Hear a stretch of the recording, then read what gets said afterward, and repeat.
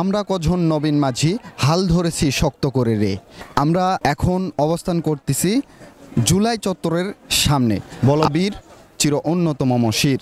আপনারা দেখতে পাচ্ছেন যে জুলাই আমার অহংকার, এবং প্রতিটা ব্যানারে কিন্তু জুলাইয়ের যে ঘটনাগুলো ঘটে গেছে মানুষের উপরে সেগুলো কিন্তু তুলে ধরেছে। এখানে কিন্তু আমরা দেখতে পেরেছি যে অনেক দর্শক এখানে আসছে এবং এখানে প্রতিটা ব্যানারের সামনে কিন্তু তারা ফ্রেমবন্দি হচ্ছেন।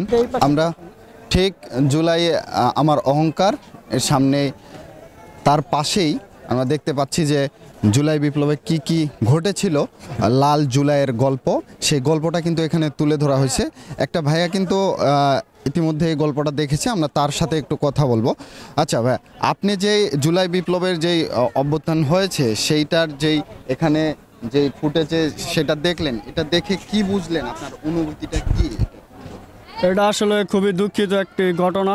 আমরা যেহেতু 2024-এর জুলাই থেকে দেখে আসছি, তো এটা আসলে স্টুডেন্টদের জন্য খুবই খারাপ একটি বছর গেল। তো এটা আসলে যে স্বৈরাচার সরকার, তার আসলে এই কাহিনীটা করা ঠিক হয়নি। আচ্ছা, আপনি কি জুলাই বিপ্লবে অংশগ্রহণ করেছিলেন? জি, আমি ছিলাম। আমার বাসা যমুনা ফিউচার পার্ক, বসুন্ধরা।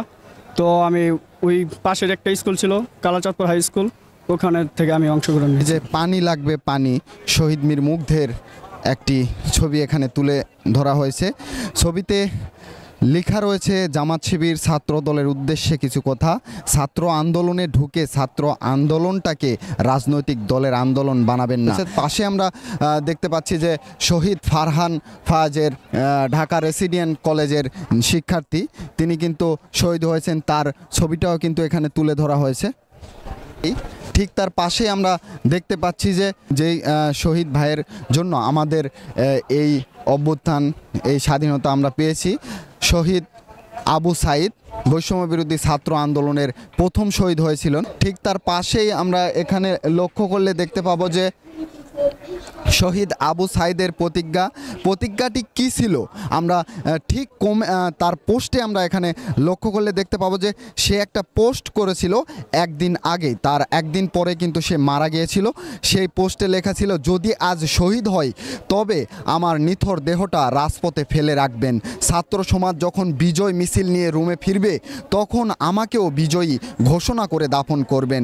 একজন পরাজিতের লাশ কখনো তার মা বাবা গ্রহণ করবে না। আদনান আবির, সমন্বয়ক বৈষম্য বিরোধী ছাত্র আন্দোলন। আবু সাইদ তিনি কিন্তু একদিন আগেই এই পোস্টটি করেছিল, ঠিক তারপরেই সে শহীদ হয়ে গিয়েছিল। তার যে শহীদ হয়েছিল তার কিন্তু রক্ত বৃথা যায়নি, তার রক্তের বিনিময়ে আমাদের এই স্বাধীনতা আমরা পেয়েছি। যত তরুণ অরুণ গেছে অস্তাচলে, 16 জুলাই সারা দেশের জনতা যোগ দেয় আন্দোলনে।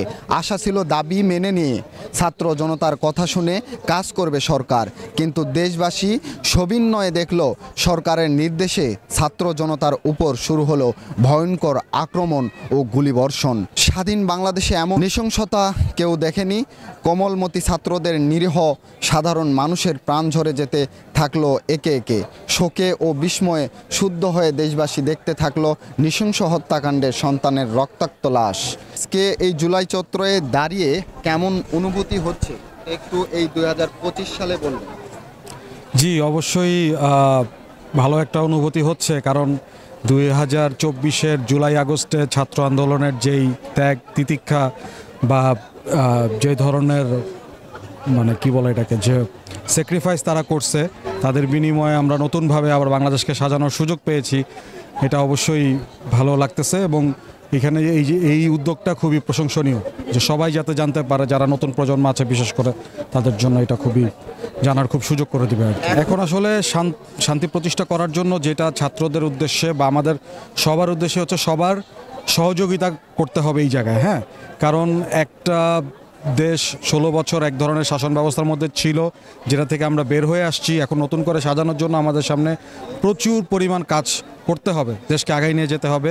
এই জন্য আমাদের সবচেয়ে বড় যে জিনিসটা দরকার, জুলাই আগস্টের চেতনা এবং ঐক্য। এটাই আমি মনে করি, সবাই যাতে ঐক্যবদ্ধভাবে থেকে দেশটাকে এগিয়ে নিয়ে যেতে পারে।